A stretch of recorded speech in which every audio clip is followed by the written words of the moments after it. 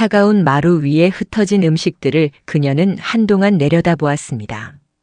나물 무침이 바닥에 번지고 있었고 도자기 그릇 하나가 두 동강난 채 그녀의 무릎 곁에 놓여 있었습니다. 아무도 손을 내밀지 않았습니다. 아무도 그녀의 이름을 부르지 않았습니다. 아들의 시선은 창밖 어딘가를 향하고 있었고 며느리는 입술 끝에 희미한 웃음을 달고 있었지요. 그 웃음이 무엇을 의미하는지 그녀는 이미 알고 있었습니다. 그 자리에서 일어나는데 한참이 걸렸습니다. 무릎이 떨렸기 때문만은 아니었습니다. 그날이 오기 전까지 김영숙은 자신의 삶이 그런대로 단단하다고 생각했습니다. 경기도 외곽의 한 중학교에서 국어를 가르친 지 32년째 되던 해, 영숙은 정년퇴직을 했습니다. 퇴임식 날 교장이 건넨 꽃다발을 받아들며 그녀는 생각보다 담담했습니다. 긴 시간 동안 교단에 서며 수백 명의 아이들에게 문장을 가르쳤고 그 문장들이 어딘가에서 여전히 숨쉬고 있으리라는 믿음이 있었습니다. 그것으로 충분했습니다.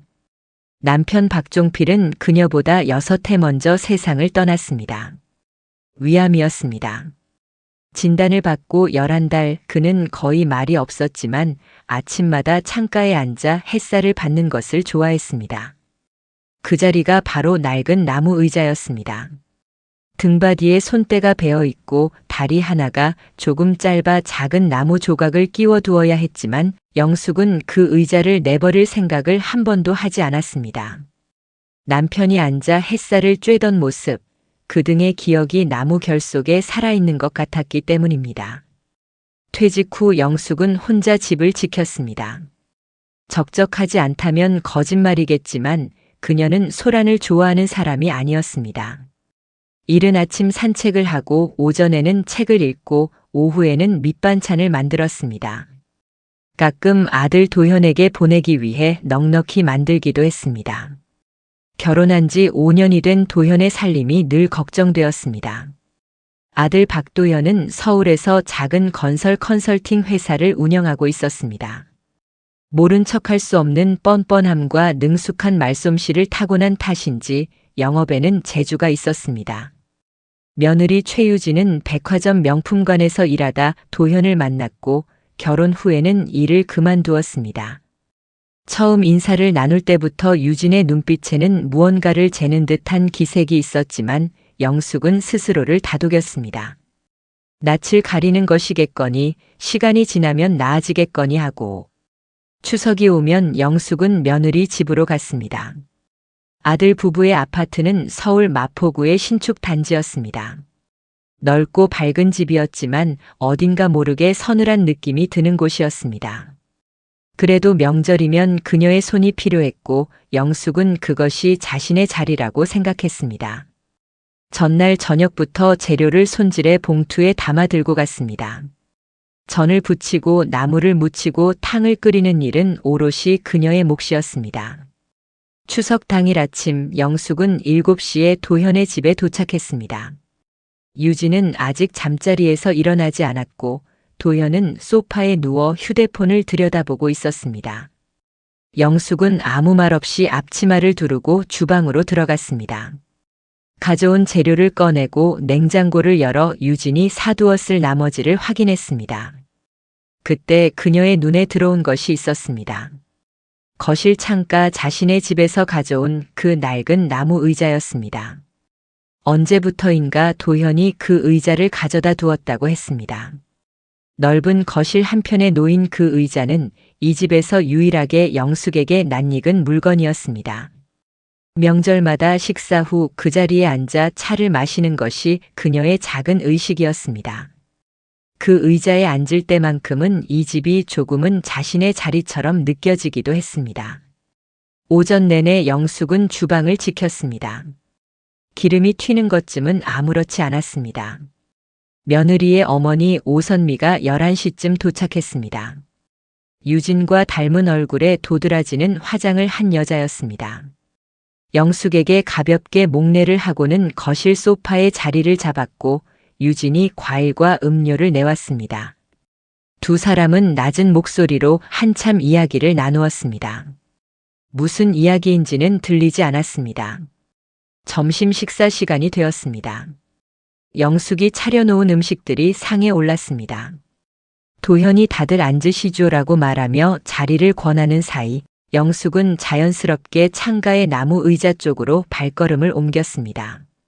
그 의자 앞에 작은 상이 놓여 있었고 그것이 자신의 자리라고 그녀는 조금도 의심하지 않았습니다.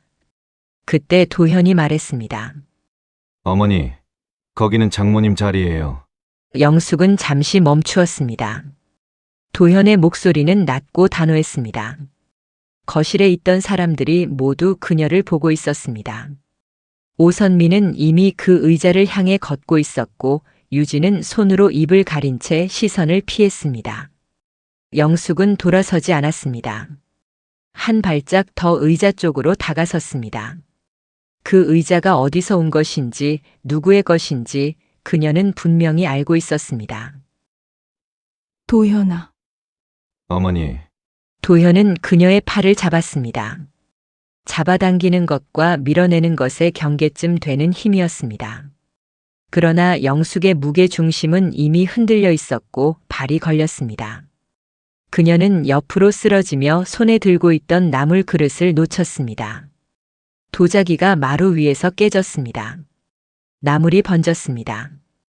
영숙은 한쪽 무릎을 짚고 그 자리에 주저앉았습니다. 아무도 달려오지 않았습니다.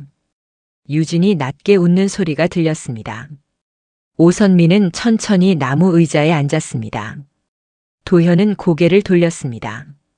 영숙은 한동안 그 자리에 있었습니다. 무릎 위에 뚝뚝 떨어지는 것이 무엇인지 처음에는 알지 못했습니다. 눈물인지 식은 기름인지. 그녀는 천천히 손을 짚고 일어났습니다. 흩어진 나무를 줍지 않았습니다. 앞치마를 벗어 조리대 위에 놓았습니다. 누구와도 눈을 마주치지 않았습니다. 현관문을 열고 나오는데 아무도 그녀를 붙잡지 않았습니다. 엘리베이터 안에서 그녀는 거울에 비친 자신의 얼굴을 보았습니다. 흐트러진 머리카락, 기름이 튄 옷자락. 그러나 눈빛만은 이상하리만치 고요했습니다.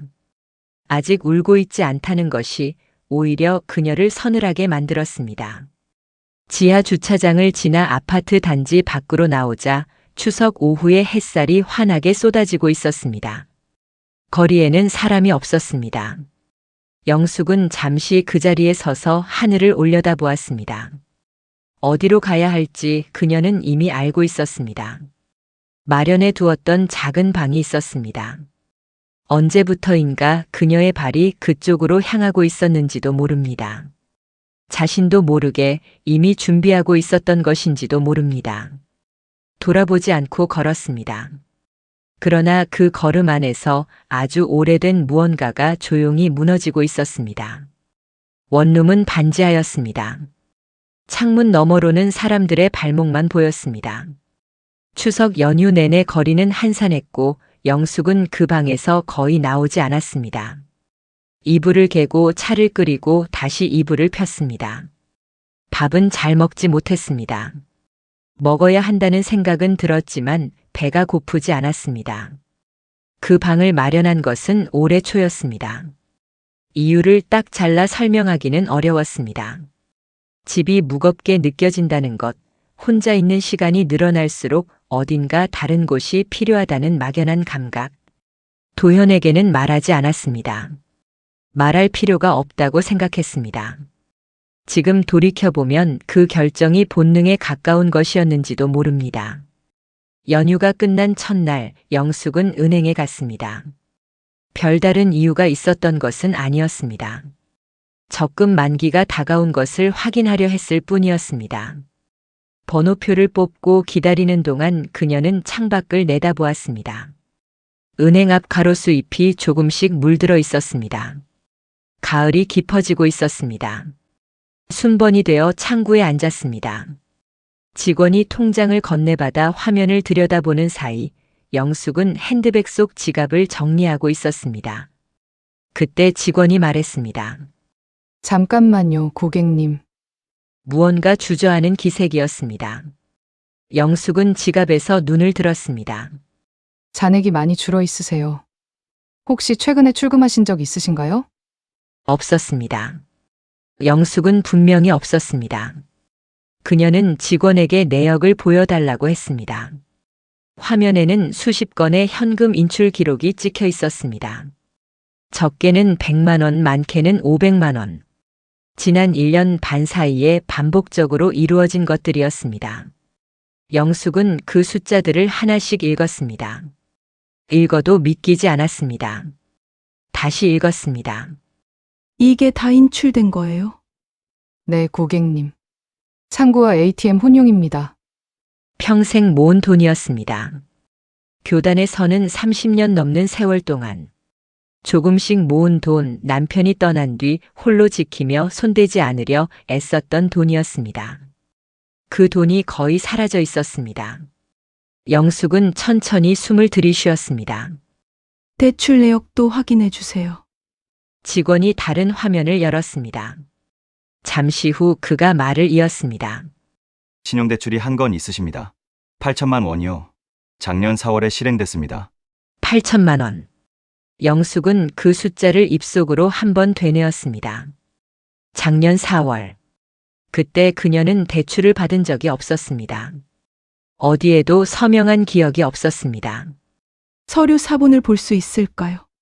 직원은 잠시 자리를 비웠다가 서류를 가져왔습니다. 영숙은 서명란을 들여다보았습니다. 김영숙이라는 이름이 적혀 있었습니다. 그러나 그것은 자신의 글씨가 아니었습니다. 자신의 서명은 그보다 더 굵고 마지막 획이 살짝 올라가는 습관이 있었습니다.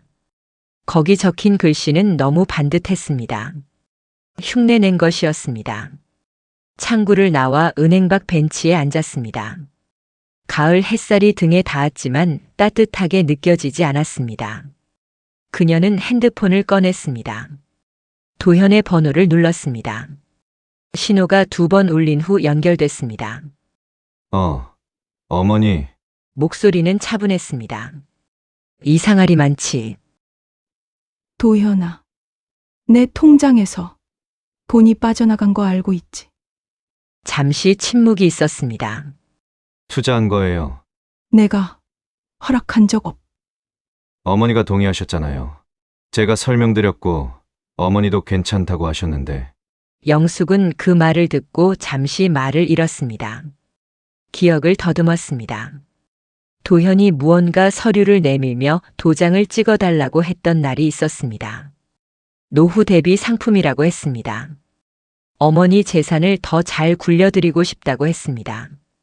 그때 영숙은 아들을 믿었습니다. 그 대출은 사업 운영 자금이에요. 어머니 명의로 하는 게 이자율이 낮아서요. 내 이름으로 8천만 원 대출을 냈는데 나는 서명한 적 없어. 어머니, 지금 무슨 말씀을 하시는 거예요? 가족끼리 이 정도는 할 수 있는 거잖아요. 가족끼리. 영숙은 전화기를 귀에서 떼어 무릎 위에 올려놓았습니다. 도현의 목소리가 작게 흘러나오고 있었습니다. 어머니, 어머니 하고 부르는 소리가 들렸습니다. 그녀는 통화를 끊었습니다. 벤치 앞 도로에 차 한 대가 지나갔습니다. 낙엽이 바람에 굴렀습니다. 영숙은 오랫동안 그 자리에 앉아 있었습니다. 분노가 치밀어 오를 것이라고 생각했습니다. 그런데 오지 않았습니다. 대신 아주 조용한 것이 가슴 한가운데 자리를 잡았습니다. 무겁고 차갑고 그러나 선명한 것이었습니다. 그녀는 교사였습니다. 30년 넘게 학교에서 아이들에게 옳고 그름을 가르쳤습니다. 사문서를 위조하면 안 된다고, 남의 것을 허락 없이 가져가면 안 된다고 가르쳤습니다. 그것이 단지 교과서 안의 이야기가 아니라는 것도 알고 있었습니다. 그리고 지금 그 아이들에게 가르친 일을 자신의 아들이 자신에게 했다는 것을 알았습니다. 핸드폰을 다시 들었습니다. 이번에는 도현에게 전화하지 않았습니다. 검색창에 천천히 글자를 입력했습니다. 경찰서 민원 상담, 사문서 위조, 노인 금융 피해. 손가락이 멈추지 않았습니다. 멈춰야 할 이유를 찾지 못했습니다. 저녁이 될 무렵 영숙은 원룸으로 돌아왔습니다. 반지하 창문 너머로 가로등이 켜지고 있었습니다. 그녀는 작은 식탁 앞에 앉아 종이 한 장을 꺼냈습니다. 날짜와 금액, 대출 실행일, 전화 통화 내용을 순서대로 적었습니다. 글씨는 흔들리지 않았습니다. 다음 날 아침 일찍 어디로 가야 할지 그녀는 이미 정하고 있었습니다. 경찰서 민원실은 생각보다 밝았습니다. 형광등 아래 플라스틱 의자들이 줄지어 있었고 번호표 기계 옆에는 안내 팸플릿이 꽂혀 있었습니다. 영숙은 번호표를 뽑았습니다. 57번. 창구에는 53번이 표시되어 있었습니다. 그녀는 의자에 앉아 무릎 위에 서류 봉투를 올려놓았습니다. 밤새 정리한 것들이었습니다. 통장 거래 내역, 대출 서류 사본, 전화 통화 내용을 적은 메모. 날짜와 금액을 순서대로 정리하다 보니 새벽 2시가 넘어 있었습니다. 잠은 오지 않았습니다. 그래도 누웠습니다. 천장을 보다가 다시 일어나 메모를 한 번 더 읽었습니다. 57번이 호출되었습니다. 창구 너머 젊은 경찰관이 그녀를 맞았습니다. 영숙은 봉투를 열어 서류를 꺼냈습니다. 아들이 제 명의로 대출을 받았습니다. 서명을 위조한 것입니다. 말하고 나니 목소리가 예상보다 차분했습니다. 경찰관이 서류를 들여다보았습니다. 잠시 후 그가 물었습니다. 아드님이 직접 서명하신 건가요? 아니면 대리인을 내세운 건가요? 제 서명이 아닙니다. 제 글씨가 아니에요. 가족 간의 일이시라 일단 민사로 해결하시는 게 먼저일 수도 있습니다. 영숙은 잠시 그를 보았습니다. 사문서 위조는 민사가 아니지 않습니까? 경찰관이 작은 헛기침을 했습니다. 키보드를 두드리기 시작했습니다. 영숙은 등을 펴고 앉았습니다. 접수는 되었습니다. 그러나 그것이 끝이 아니었습니다. 담당 수사관이 배정되기까지 며칠이 걸렸습니다. 그 사이 도현에게서 문자가 왔습니다. 처음에는 짧았습니다. 어머니, 연락 주세요. 다음 날은 조금 길어졌습니다. 제가 잘못했습니다. 한 번만 만나요. 영숙은 읽고 답하지 않았습니다. 읽었다는 표시가 뜨는 것을 알면서도 내버려 두었습니다. 수사관과의 첫 면담은 경찰서 조사실에서 이루어졌습니다. 창문 하나 없는 방이었습니다. 마주 앉은 수사관은 50대 초반으로 보이는 남자였고 영숙과 비슷한 또래의 얼굴이었습니다. 어머님, 솔직하게 여쭤봐도 될까요? 하세요. 아드님이 처음 투자 얘기를 꺼냈을 때 의심은 안 드셨습니까? 영숙은 잠시 생각했습니다. 아들을 믿었습니다. 수사관이 받아 적었습니다. 영숙은 그 손을 바라보았습니다. 그게 잘못입니까? 수사관이 고개를 들었습니다. 그는 고개를 젓지도 끄덕이지도 않았습니다. 아닙니다. 그게 잘못은 아닙니다. 조사는 2시간 가까이 이어졌습니다. 영숙은 묻는 말에 또박또박 답했습니다. 기억이 흐릿한 부분에서는 흐릿하다고 했습니다. 모르는 것은 모른다고 했습니다. 수사관은 중간중간 서류를 넘기며 날짜를 확인했고 영숙이 가져온 메모를 찬찬히 읽었습니다. 정리를 꼼꼼히 해오셨네요. 교사였습니다. 기록하는 습관이 있어요. 수사관이 고개를 끄덕였습니다. 처음으로 그의 표정이 조금 부드러워졌습니다. 조사실을 나오는 길에 영숙은 복도 끝 창문 앞에 잠시 멈추었습니다. 경찰서 마당이 내려다 보였습니다. 순찰차 한 대가 천천히 들어오고 있었습니다. 그녀는 숨을 한 번 고르고 계단을 내려갔습니다. 며칠 후 도현의 회사로 수사관이 찾아갔다는 것을 영숙은 나중에 알았습니다. 도현이 다시 문자를 보내왔습니다. 이번에는 달랐습니다. 어머니, 이러시면 안 됩니다. 회사가 어떻게 되려고요? 영숙은 그 문자를 읽고 핸드폰을 식탁 위에 내려놓았습니다. 창문 너머로 사람들의 발목이 지나갔습니다. 오후의 빛이 반지하 방 안으로 비스듬히 들어왔습니다. 회사가 어떻게 되려고요? 그 말이 한동안 방 안에 남아 있었습니다. 아들의 걱정이 어디를 향하고 있는지 분명했습니다. 자신이 아니었습니다. 자신의 돈도 아니었습니다. 회사였습니다. 영숙은 그것을 이상하다고 생각하지 않았습니다. 그저 확인이 되었을 뿐이었습니다. 유진에게서는 연락이 없었습니다. 오선미는 처음부터 없는 사람이었습니다. 영숙은 그날 저녁 오래된 수첩을 꺼냈습니다. 젊은 시절부터 써온 것으로 표지가 달아 있었습니다. 중간쯤에서 빈 페이지를 열었습니다. 펜을 들었습니다. 그러나 한동안 쓰지 않았습니다. 무릎 위에 수첩을 올려놓은 채 가만히 앉아 있었습니다. 수십 년 전 학교에서 학생부를 맡고 있을 때의 일이 떠올랐습니다. 친구의 돈을 훔친 아이가 있었습니다. 이유를 물으니 아이는 울면서 말했습니다. 그냥 갖고 싶었다고. 영숙은 그때 이렇게 말했습니다. 갖고 싶다는 마음과 가져도 된다는 것은 다른 일이라고. 그 말이 아이에게 닿았는지는 알 수 없었습니다. 그러나 영숙은 그것이 틀린 말이 아니라는 것을 여전히 알고 있었습니다. 펜을 움직였습니다. 가족이라서 덮는 것이 아니라 가족이어도 옳고 그름은 있다. 짧은 문장이었습니다. 누구에게 보여줄 것도 아니었습니다. 그러나 쓰고 나니 조금 단단해지는 것이 있었습니다. 영숙은 수첩을 덮었습니다. 불을 끄고 이불 속으로 들어갔습니다. 밖에서 바람 소리가 들렸습니다. 가을이 깊어지고 있었습니다. 그녀는 눈을 감았습니다. 끝까지 하기로 했습니다. 흔들리더라도. 첫눈이 내렸습니다. 반지하 창문 너머로 사람들의 발목 위에 흰 것들이 쌓이고 있었습니다.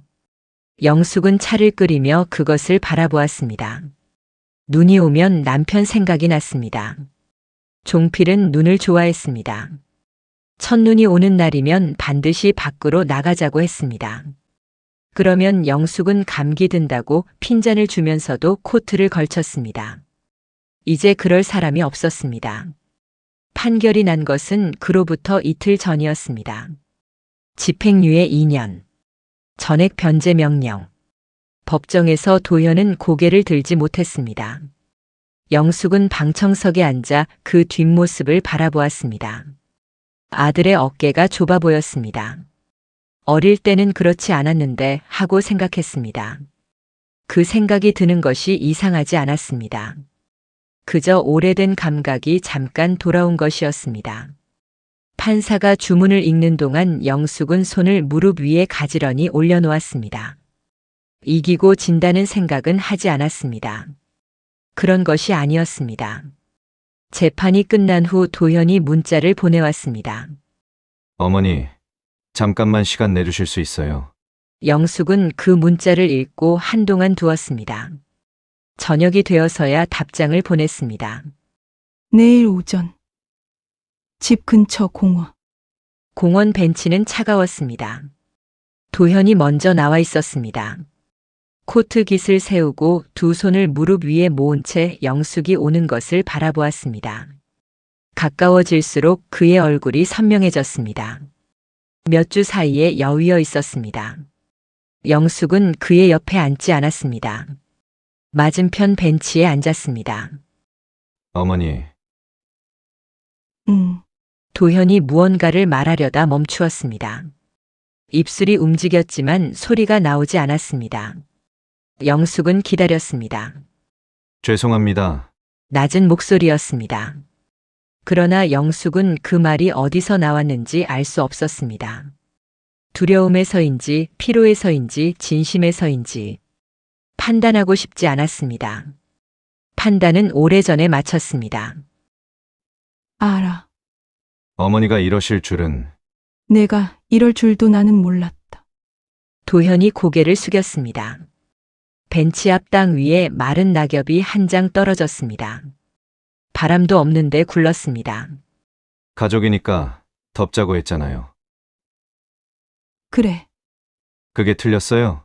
영숙은 잠시 먼 곳을 보았습니다.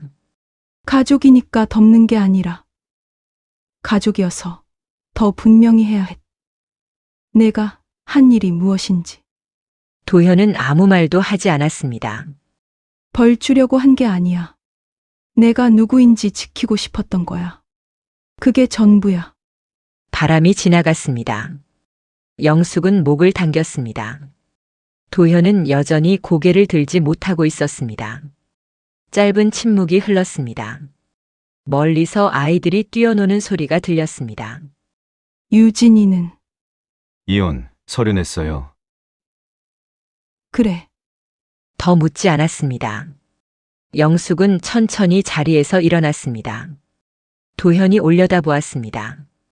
그 눈에 무언가 고여 있었습니다. 영숙은 그것을 외면하지 않았습니다. 오래 들여다보았습니다. 아들이었습니다.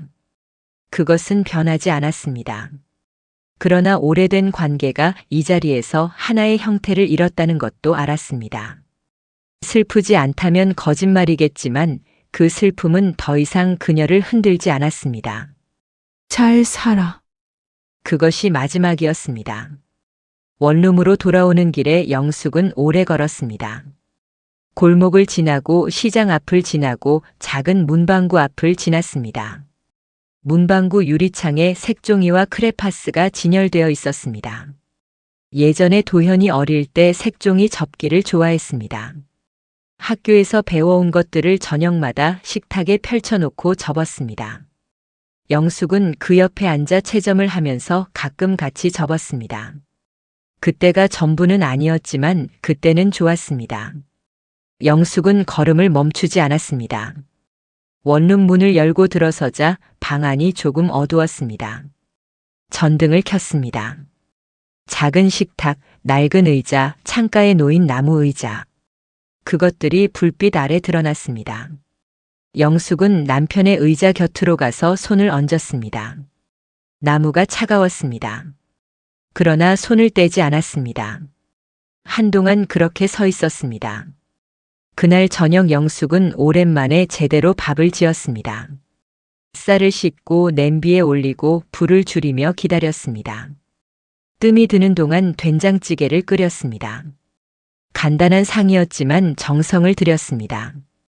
자신을 위한 밥이었습니다.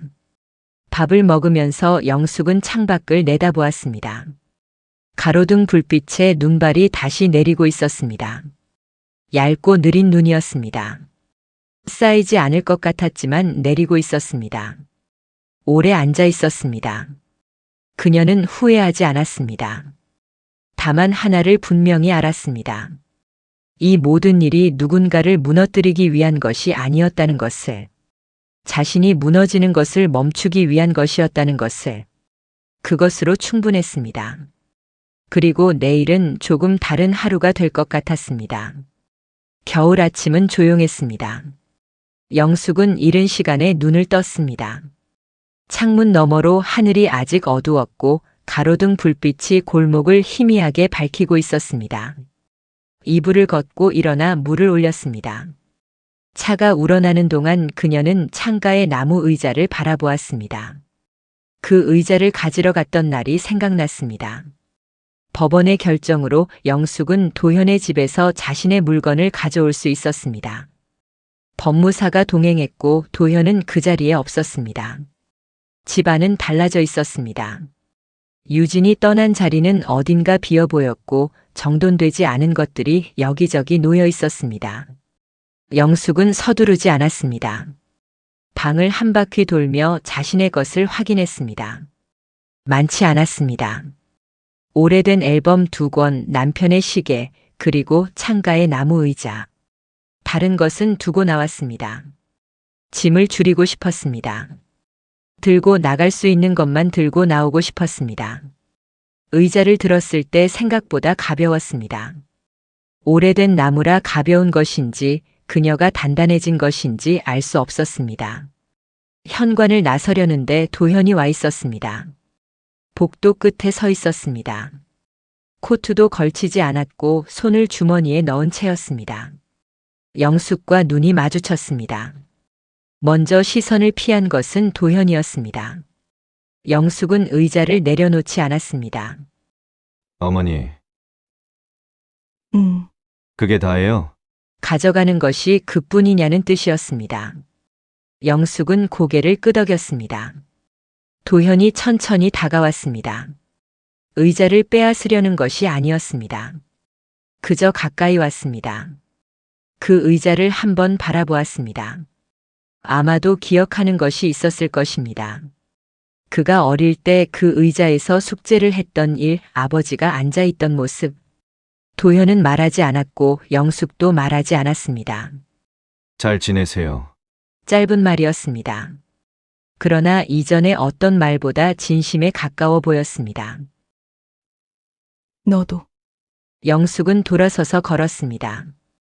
뒤를 돌아보지 않았습니다.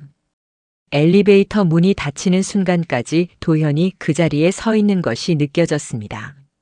문이 닫혔습니다. 그것이 끝이었습니다. 그리고 그것으로 충분했습니다. 원룸 창가에 의자를 놓았습니다. 마침 오전 햇살이 그쪽으로 들어오고 있었습니다. 의자 위로 빛이 떨어졌습니다. 나무 결이 선명하게 드러났습니다. 영숙은 잠시 그것을 들여다보았습니다. 닳고 오래된 자리였지만 여전히 단단했습니다. 앉았습니다. 처음에는 아무 생각도 하지 않았습니다. 그냥 앉아 있었습니다. 햇살이 무릎 위에 내려앉았습니다. 창밖에서 가끔 자동차 소리가 났고 아이 우는 소리도 들렸습니다. 세상은 여전히 제 속도로 흘러가고 있었습니다. 남편이 생각났습니다. 종필은 이 의자에서 창밖을 보며 무엇을 생각했을까요? 말없이 앉아 있는 날이 많았습니다. 영숙이 물으면 그는 웃으며 말했습니다. 그냥 있는 거야. 그냥 있는 것도 좋잖아. 그때는 그 말이 조금 외로운 말 같았습니다. 이제는 알 것 같았습니다. 그냥 있는 것이 얼마나 귀한 일인지. 점심 무렵 영숙은 밖으로 나갔습니다. 시장을 한 바퀴 돌았습니다. 두부와 시금치를 샀습니다. 생선 가게 앞에서 잠시 멈추었다가 작은 조기 2마리를 더 집었습니다. 장을 보고 돌아오는 길에 동네 분식집 앞을 지났습니다. 유리창 너머로 혼자 앉아 국수를 먹는 노인이 보였습니다. 영숙은 잠깐 걸음을 늦추었다가 다시 걸었습니다. 저녁을 만들었습니다. 조기를 굽고 시금치를 데쳐 무쳤습니다. 된장찌개는 어제보다 조금 더 맑게 끓였습니다. 상을 차리고 나무 의자에 앉았습니다. 창밖은 벌써 어두워지고 있었습니다. 숟가락을 들기 전에 잠시 가만히 있었습니다. 고맙다는 말을 할 곳이 없었습니다. 그러나 고마운 것들이 있었습니다. 이 방이, 이 상이, 이 조용함이, 무너지지 않은 것이. 숟가락을 들었습니다. 그로부터 며칠 뒤 영숙은 오래 넣어두었던 수첩을 꺼냈습니다. 챕터 3의 밤에 적었던 문장이 그대로 있었습니다. 가족이라서 덮는 것이 아니라 가족이어도 옳고 그름은 있다. 그 아래에 천천히 한 줄을 더 썼습니다. 그리고 나는 그것을 지켰다. 수첩을 덮었습니다. 창밖에는 햇살이 있었습니다. 나무 의자가 그 빛을 받고 있었습니다. 영숙은 의자 쪽으로 걸어가 앉았습니다. 무릎 위에 손을 올렸습니다. 아무것도 하지 않았습니다. 그냥 있었습니다. 그냥 있는 것이 오늘은 좋았습니다. 이야기가 마음에 드셨다면 좋아요와 구독 부탁드립니다. 채널에 방문하시면 다양한 이야기가 있습니다. 채널 방문도 부탁드리겠습니다.